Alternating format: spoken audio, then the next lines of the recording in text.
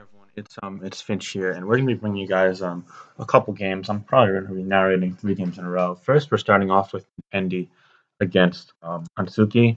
Then we're gonna go sorry, my throat. Then we're gonna go with Eternally Rodley Putar and then Kushalos HANTSUKI. I'm gonna split them into different uploads. So this one will just be for Nintendi HANTSUKI. Now this game is complicated because Nintendi used a stall team, and objectively speaking, it was a bad stall team. It had no ground resist or immune, and it hinged upon especially defensive Roselia for a bit more defensively than I believe to be appropriate. It also kind of got fucked up by like choice banded Pessimian, but I guess that's a bit less common.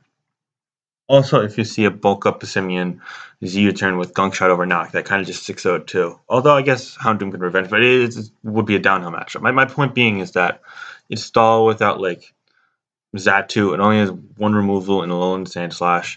It has no like strong fighting checks. It's just bizarre. Even if that's physically defensive Clefairy, I don't count that as a strong fighting check because once it gets knocked, it's like really vulnerable. It's no ground immunes. It's just a very bizarre and, in my opinion, incomplete structure, especially for a stall team. I feel like it's far too vulnerable. But HANTSUKI is probably the best person in the field to bring stall against, as he frequents more of a bulky offensive paced balance kind of team. I don't know how to describe it exactly, but it frequents splashing on the stronger, bulky offensive picks on a more balanced structure.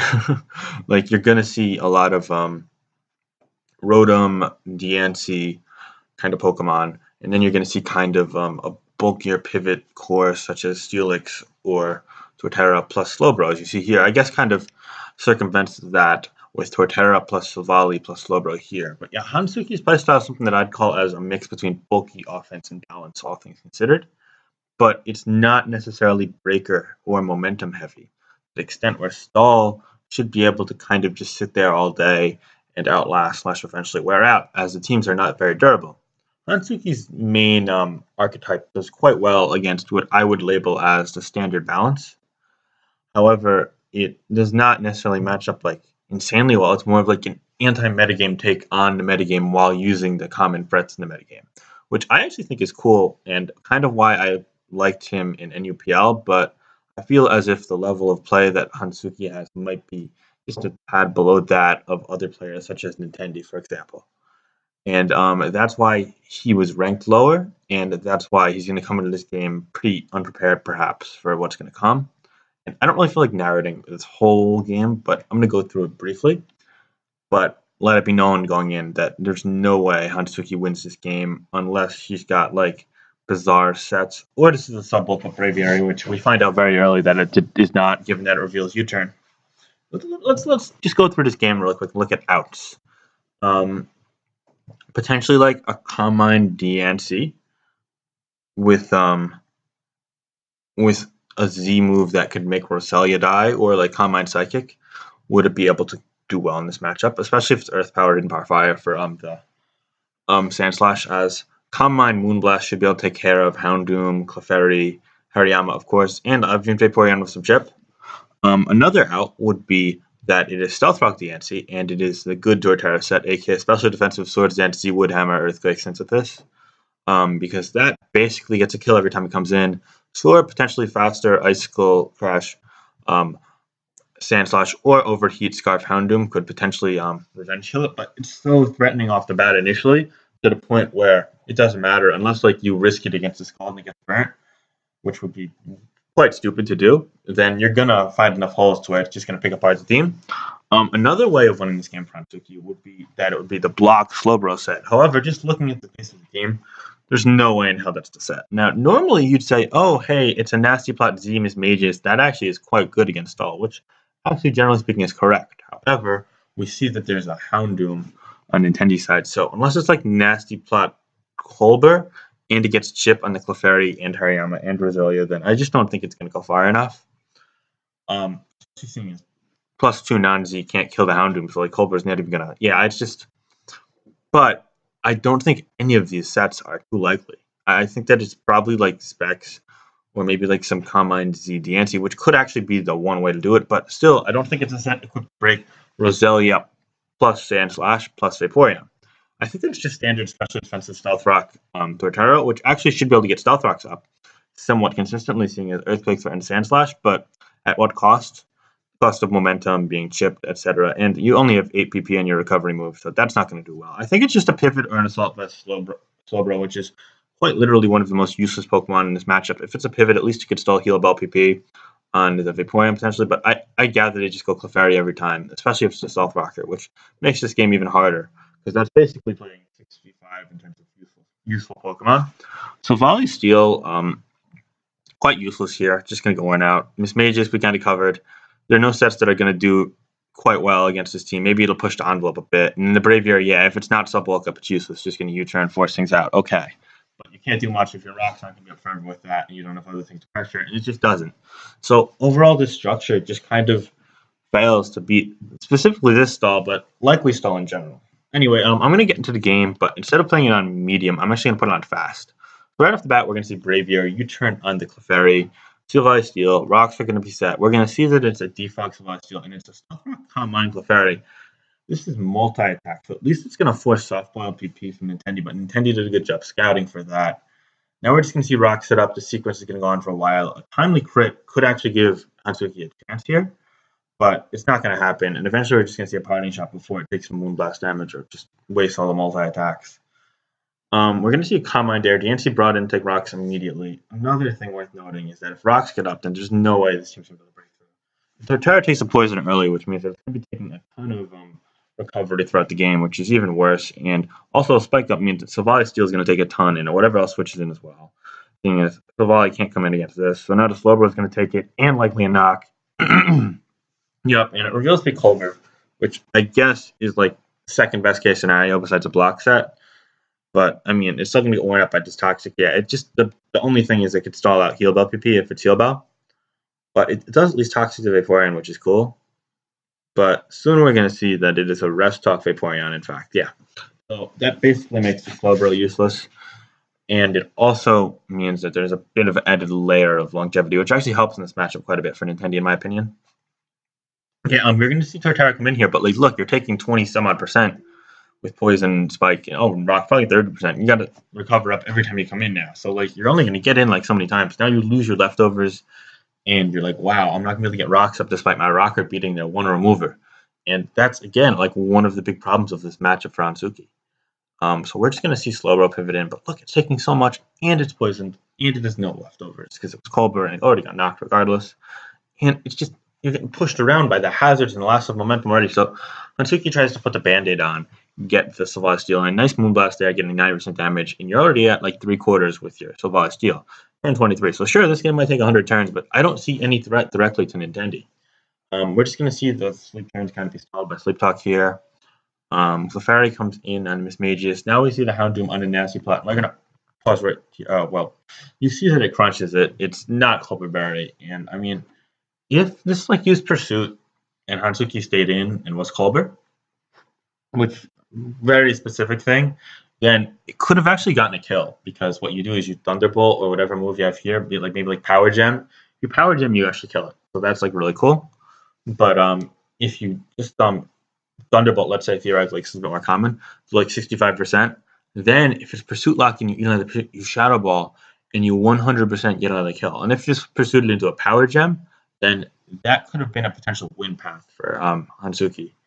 Like, but Nintendi didn't fuck around with his Houndoom, and HANTSUKI got outplayed. Here, Crunch kills. It was Z, so I mean that's kind of just that. And now there's really no path for the HANTSUKI side, in my opinion. Specs are going to be laid up there. We're going to see Vaporeon coming on the defog, just stall, Parting Shot. I mean, yeah, great, but you're just not going anywhere. I mean, I'm just going to skip ahead a bit. I mean, we're just going to see same sequence. Toxic on this is very irrelevant. Rock set, we're going to see Moonblast. It's going to be down to 65%. I mean, Stealth Rock, we're just going to see the same sequence over and over again. Interestingly enough, we see multi-attack on the Houndoom. Perhaps go for Pursuit. Nope, goes for an Overheat, which is fine. 26% in the Slowbro. Enough to probably force it out to the Torterra, which takes a lot of poison damage, down to 50, down to 37. We're going to recover up finally. Knockoff here. I think he probably could have just went for the fighting move, but I don't remember this full set on the Hariyama. Maybe it didn't have a fighting move? I think it had to have a fighting move, right? No. Well, let's see. Oh, we won't see. Clefairy comes in here.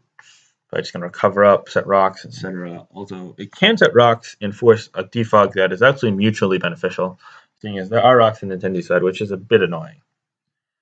Alright, so now the Vaporeon comes on in on the multi-attack, and now it threatens it with a Skull, so rocks are going to stay on Suki's side for a minute here now, which is nice for progress making, although this does have a Regenerator, and it can kind of just live forever, but like, it can't because it's on the timer. Psychic loses 29 to Clefairy. It's actually probably like physically defensive invested, if not fully. But regardless, it's not going to do much here. Yeah, and I mean, we're just taking more rocks on the Sylvia. It's already done half. Like, you'll see how this game is going. There's just no way to break through. Yeah, I mean, you can't even fault execution on Hantsuki's part at this point.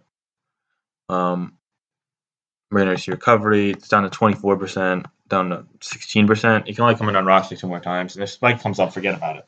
All right, so now here's what we're going to see. We're going to see Calm Mind from the DNC. Very interesting set. And if you look at it, this is a way to break through if it's quicker than Sand Slash. Although Roselia can inflict poison, can Digger Drain. Let's see what Nintendi does.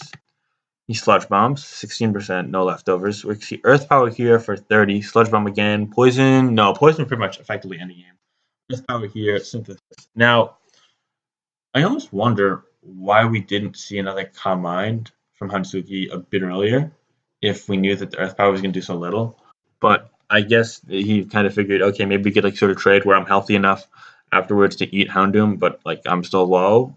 Maybe he thought that he'd be quicker to Sand Slash, but like nah. Anyway, 34% here and another one. Earth Power, yep, recovery. Earth Power, Sludge, Calm Mind again. There we go. But is it a little too little, a little too late? We're gonna see Z here and Twinkle Tackle. So yeah, like that's what I'm saying. Like if your Z Twinkle Tackle did over half with one more boost, and your Earth Power would have done around 40 with another boost, and that could special defense drop as well, and you were forcing recovers, and it only had APP, I feel like you could have gotten a CM like 8, maybe 7 turns earlier, just like at the beginning of the sequence, another one, and then you could have really ended up in a position where you were above 14%. I guess he was paranoid about having to take more and more Sludge Bombs, because he probably would have had to take one more Sludge Bomb, and if that poisoned, then yeah, you're fucked. I agree, but given your position, I think that's something that you have to risk, you have to compromise, because your matchup is such shit. But anyway, the Roselia goes down, no spikes are up, so at least the Sylvia can come in one more time. But anyway, this is a turn that manager Smogon got really upset about, apparently. I've been told. I mean, I don't really know the specifics, I don't know the logistics, but basically, apparently the last move on this was Rock Polish, and the Houndoom either would kill with Crunch or would go for Destiny Bond, or maybe Crunch didn't kill. I'm not quite sure. Trying to think here. How would this play out if he goes for Crunch? Crunch or Rock Polish? Would DNC be quicker? No. DNC wouldn't be quicker at +2. But I think that given the overheat damage on Slowbro, it might not have had enough attack to kill this DNC. I think that's the only way that would make sense. So basically, Snago wanted Hantsuki to Rock Polish, scouting the Destiny Bond, knowing that it would be locked in, and then Rock Polish again, because you have to switch out. You can't like spam Destiny Bond. Or well, you could, but I mean, then it would fail the second time. And then it's just locked in, so you just win the game pretty much. Because like shit, with Rock Polish, it's 10% quicker than this. It kills everything with Moonblast. The Vaporeon's at 82, but it should die. Yeah, I mean, basically, if Hantsuki clicked Rock Polish here, he won the game. But he didn't. Although maybe he predicted Crunch and thought, okay, maybe I could live this. I mean, it could have been like a weird 50-50, but I think you kind of have to go for your outs, considering that Destiny Bond makes a lot of sense on a stall team on Scarfer with no Unaware. Like, why else would there be like Pursuit and Destiny Bond? I feel like the utility of it like makes more sense otherwise, because Houndoom is such a shitty Pokemon defensively. It doesn't even present like U-turn. Like I could see Scarf Simeon or Ban Sneasel on stall, because they have like other utility purposes, and they kind of cover for the Unaware spot in some ways. But like Scarf Houndoom, aside from D-Bond and Pursuit, like yeah, no. So I figure both will be on the set. But I guess Hantsuki didn't think that far into it. Moonblasted died, and a matchup that seemed impossible actually became possible due to that bizarre DNC set, but didn't take advantage of it fully. And now the game just pretty much ends. Yeah, I mean, it's impossible from here for real. Like these are the most four useless Pokemon versus all, pretty much. If I'm gonna be honest. So I'll just let the game play. You guys can see from here.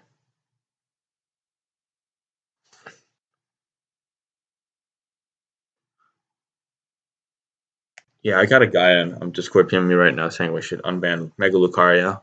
So that's just great. But anyway, I'm just waiting for this to pan out. But we're just gonna see that Nintendi has four durable Pokemon, whereas HANTSUKI simply does not.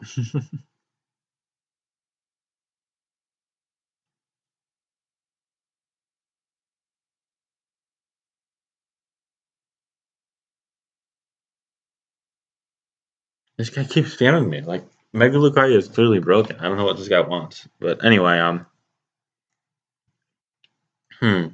We're just gonna see. Yeah, I mean Stealth Rock plus Poison plus the lack of like Heal Bell slash Rest, just pretty much wearing him out. I mean, if Suki had another generator Pokemon, given that the spikes never got up, this was actually possible. Oh, finally reveals that the fighting move is Revenge, which is about as bizarre as the rest of his team. I can't believe Roses allowed him to use this, but whatever, it works.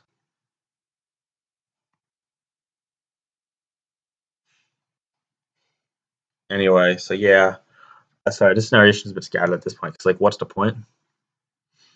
Earthquake doing 30. So it's a physically defensive. It probably eats +2 Tectonic Rage from Incineroar. I mean, definitely does. Otherwise, this team kind of just loses there.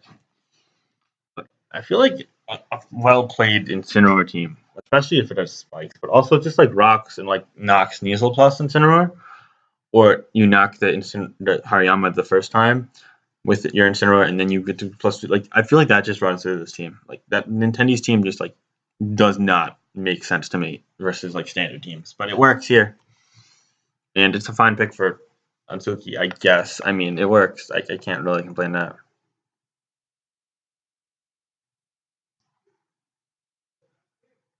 Hmm. Okay. Yeah. And then last Pokemon. Yeah, just gonna finish it off here. Revenge takes it out. So that is the game. 3-0 victory for Nintendi in what was probably the worst NU game thus far. But Nintendi did play his team pretty all right, pretty well, I think. I mean, maybe one or two like small things I would have done differently to perhaps maximize my odds against the Diancie. Because like I mean, like some bizarre Diancies, it's pretty much the only way you lose since you knew it wasn't block Slowbro at that point. But I mean, he's not an NU player, so like good enough. We'll take it. This is Finch. I'll back more soon. Peace.